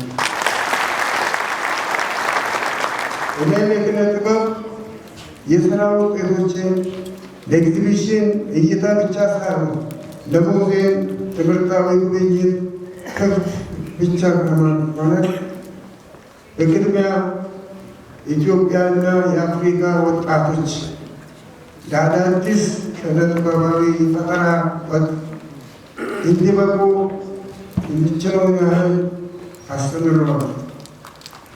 አሁን ያለንበት ወቅት ወደ በለጠ የብልጽግና ዘመን የምንሸጋገርበት ወሳኝ ጊዜ በመሆኑ የኢትዮጵያ ወጣቶች አራት አይና በመሆን ወደ ውስጥም ወደ ውጭውም አገናዝቦ በመመልከትና በመመርመር የእኛን የአባቶቻቸውን መልካምና ልምድ የጥበብ መውረስ ይኖርባቸዋል።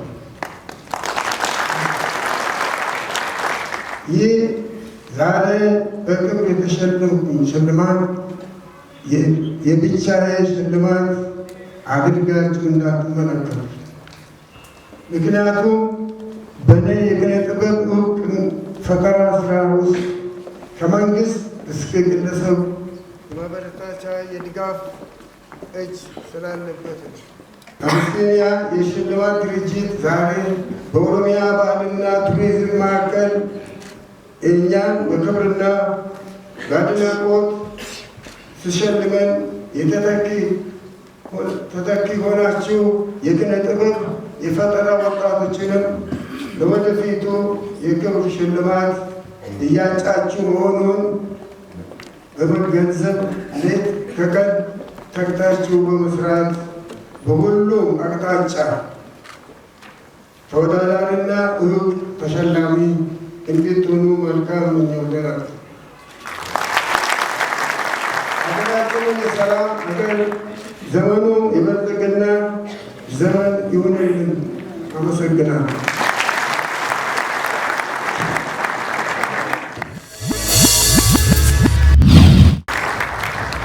የህይወት ዘመን የወታደራዊ አመራርና ምርምር የላቀ ክንዋኔ የከፍተኛ የክብር ተሸላሚ ሎሬት ጀነራል ሰዓረ መኮንን ናቸው።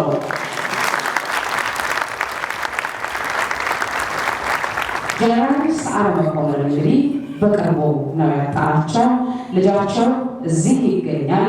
ማዕሾ ሰዓረ መኮንን ወደዚህ ወደ መድረክ እንድትልኩልኝ በክብር ጠይቃለሁ።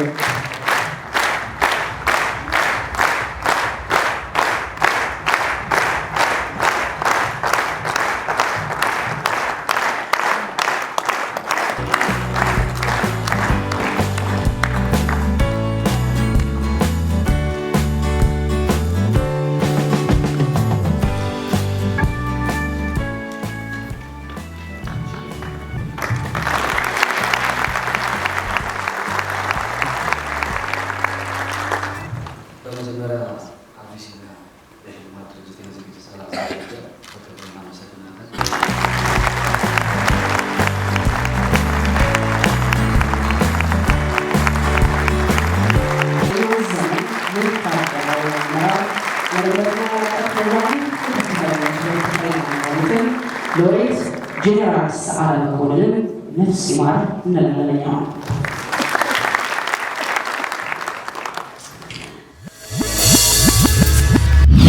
የአየር መንገዶች ዋና ስራ አስፈጻሚነት ዓለም አቀፍ ብቃት ከፍተኛ የክብር ተሸላሚ ሎሬት ተወልደ ገብረ ማርያም ናቸው። ወደዚህ ወደ መድረኩ እንድትልኩልኝ በክብር ጠይቃለሁ።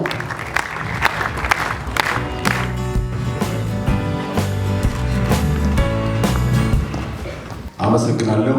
ይህንን ሽልማት ላበረከተው ለአቢሲኒያ ሽልማት ድርጅት እንዲሁም ለቦርድ አባላት እና ለተሸላሚዎች እናመሰግናለን። አንድ ጋዜጠኛ ጠይቆኝ ነበረ። የጠየቀኝ ጥያቄ እኔ የኮሚኒኬሽን ኃላፊ ነኝ በኢትዮጵያ አየር መንገድ። ጥያቄው የኢትዮጵያ አየር መንገድ የማኔጅመንት አባላት የስራ ልምዳቸው ምን ይመስላል ነው ጠይቆኝ ነበር። 700 ዓመት ነው ብዬ መለስኩ። 700 ዓመት ነው። የኢትዮጵያ አየር መንገድ ከተመሰረተ 70 ዓመቱ ነው። በአሁኑ ሰዓት የኢትዮጵያ አየር መንገድን የሚመሩት የኢትዮጵያ አየር መንገድ ሰራተኞች 16000 ሲሆኑ ከነዚህ ውስጥ በማኔጅመንት አባልነት የሚያገለግሉት እዚህ መካከላችን አቶ ሰለሞን ደበበ፣ ካፕቴን ዮሐንስ ኃይለማርያም እንዲሁም አቶ ሁሴራ አወል አሉ። እነሱ እና ሌሎች 28 ሰራተኞች በ25 ዓመት ሲባዛ አገልግሎታቸው 700 ዓመት ይመጣል። ስለዚህ ይህን ልምድ ይዞ የኢትዮጵያ አየር መንገድ እዚህ ደርሷል። የኢትዮጵያ አየር መንገድ የህዝብ ነው፣ ባለቤትነቱ የህዝብ ነው። ኢትዮጵያውያን የምትኮሩበት መስሪያ ቤት ነው። እኔም የአየር መንገዱ ባልደረባ በመሆኔ እኮራለሁ። ይህንን ሽልማት አቶ ተወልደ ገብረ ማርያም ይውሰዱት እንጂ የኛ ነው። የሁላችንም ኩራት በሆነው አየር መንገድ በመስራቴ በግል እጅግ በጣም እኮራለሁ። የኢትዮጵያ አየር መንገድ አይሮፕላን በየ10 ደቂቃው ወደ ሰማይ አይናችሁን ቀና ብላችሁ ስታዩ የኢትዮጵያን ባንዲራ ይዞ ይዞራል። ከዚህም ባለፈ በ90 ሀገራት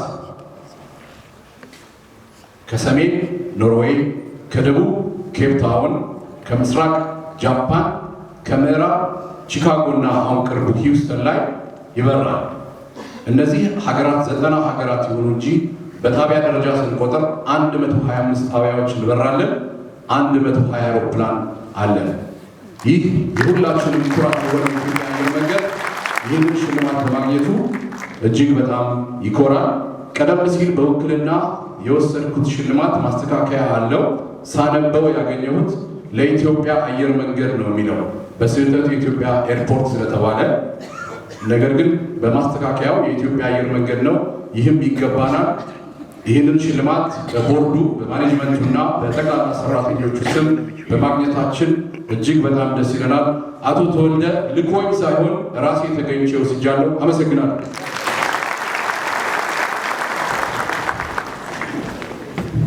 እኛም ከልብ እናመሰግናለን። በክብር ወደ ቦታቸው ሸኙልኝ።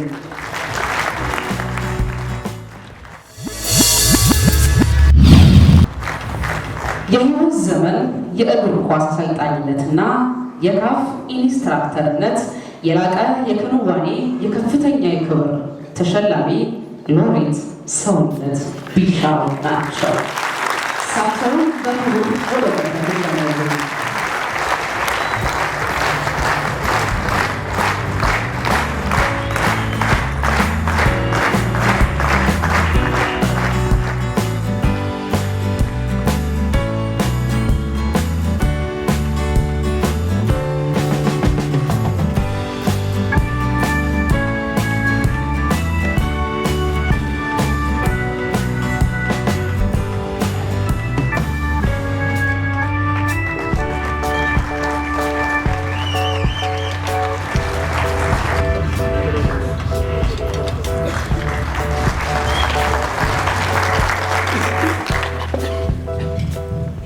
በጣም አመሰግናለሁ። ከዚህ ብዙ ህዝብ ጋር እና ታላላቅ ሀገራቸው ታላላቅ ስራ ከሰሩ ረዳኝ ከልብ አመሰግናለሁ። ፈቃድ እንዲሁም የአቢሲኒያ ሽልማት ቦርድ አባላት እና የዚሁ አመራሮች እኔን ጠቁመው ለዚህ ክብር ስላበቁኝ አመሰግናለሁ። በእግር ኳሱ ውስጥ ረጅም ዘመናት አሳልፌያለሁ። በጣም ረጅም በልጅነት በተጫዋችነት በስልጠናም ዓለም ውስጥ ደግሞ 37 ዓመት እስካሁን ድረስ በስልጠና ህይወት ውስጥ አሳልፌያለሁ። አክቲቭ አሰልጣኝ በነበርኩበት ጊዜ ብዙ ውጣ ውረዶች ነበሩት። እግር ኳስ የተወሳሰበ ስራ ነው። በቀላሉ ማንም አይደፍረውም። ውስብስብ ነው። ብዙ ነገር ነው ያለው። ከሰው ጋር ነው የሚሰራው። ከአንድ ሰው ጋር ብቻ አይደለም። ከብዙ ሰዎች ከብዙ ልጆች ጋር ነው የሚሰራው። እነዚያም ብዙ ሰዎች እነዚያም ብዙ ልጆች አእምሯቸውን አንድ አድርጎ አካላቸውን አንድ አድርጎ ለሀገር ክብር ለማብቃት ያ ሰው የተወሳሰበ እውቀት ሊኖረው ይገባል። የተወሳሰበ ደግሞ ትዕግስትም ሊኖረው ይገባል። ለ37 ዓመት ስኖር ውስጤ እግር ኳስ ተጫዋች መሆን ስለነበረ በአጋጣሚ የኢትዮጵያ ብሔራዊ ቡድን አባል ሆኜ የኢትዮጵያን ባንዲራ ለብሼ ባለመጫወቴ በጣም ቆጭ ስለነበረ ከዛ በኋላ ይሄ ስላለፈኝ እድሜ ስለሄደ ለምንድን ነው እግር ኳስ ተጫዋች ሆኜ ሀገሬን ካላስነሳው ለምንድን ነው አሰልጣኝ ሆኜ ሀገሬን ማላስነሳው አልኩና ስልጠና ጀመርኩ። መምህር ነበርኩ ትቼ ሁሉም ነገር እርግፍ አድርጌ ወደ ስልጠናው ዓለም ገባሁ። ህፃናቶችን፣ ወጣቶችን ለውጤት ለማብቃት የአሰልጣኝነትን ሙያ ማወቅ ብቻ ነው። ተማርኩ። የአሰልጣኝን ትምህርት ማንም ምሁር በተማረው ደረጃ ተምሬያለሁ። ጀርመን ሁለት ጊዜ ሄጄ ተምሬያለሁኝ። ግብፅ ሄጄ ተምሬያለሁኝ። ኬንያ ሄጄ ተምሬያለሁኝ። ካሜሩን ሄጄ ተምሬያለሁኝ። በዚሁም የኢንስትራክተርነት ማዕረግም አግኝቻለሁኝ። በኢትዮጵያ ብሔራዊ ቡድን ላይ ግን በአሰልጣኝነቴ የጀመርኩት ከፋብሪካ ቡድን ነው። መጨረሻ ላይ የኢትዮጵያ ብሔራዊ ቡድን ዋና አሰልጣኝ ሆኜ ተሹሜ በ21 ዓመቴ ማለት ነው። አሰልጣኝ ከሆንኩ በ21 ዓመት ውስጥ የኢትዮጵያ ብሔራዊ ቡድን ዋና አሰልጣኝ ሆኜ ተሾምኩኝ። ጥርጣሬ ነበራቸው። እኔ ከገበሬ የወጣው ሰው ነኝ፣ የገበሬ ልጅ ነኝ። ከተማ አላደግኩም። ከተማ ያላደገ ልጅ እግር ኳስ ማሰልጠን እንደማይችል ተደርጎ ነው የሚወሰድ የነበረው። እኔ መጣሁ፣ ፍላጎቱ አለኝ፣ ትምህርቱ አለኝ። እግር ኳሱን በታዳጊ ሕፃንነቴ አዘወትረው ነበር። እችል ነበር፣ በቃ በድፍረት እችል ነበር። እግር ኳሱ ማስተማርም ስልጠና ማስተማር ነው። መምህርም ነበር። ያንን ልጆችን ማስተማር ይችላሉ። ስለዚህ ኮቺንግ ራሱ ማስተማር ነው፣ እውቀትን ማስተላለፍ ነው። እና እውቀቱን አገኘው፣ እውቀት አስተላለፍኩኝ እና ብዙ ድሎችን አግኝቻለሁ። በቅርቡም ሁላችሁ ያጨባጨባችሁበትን የኢትዮጵያ ከ31 ዓመት በኋላ ያገኘችውን ድል አብረን ያገኘ ነው።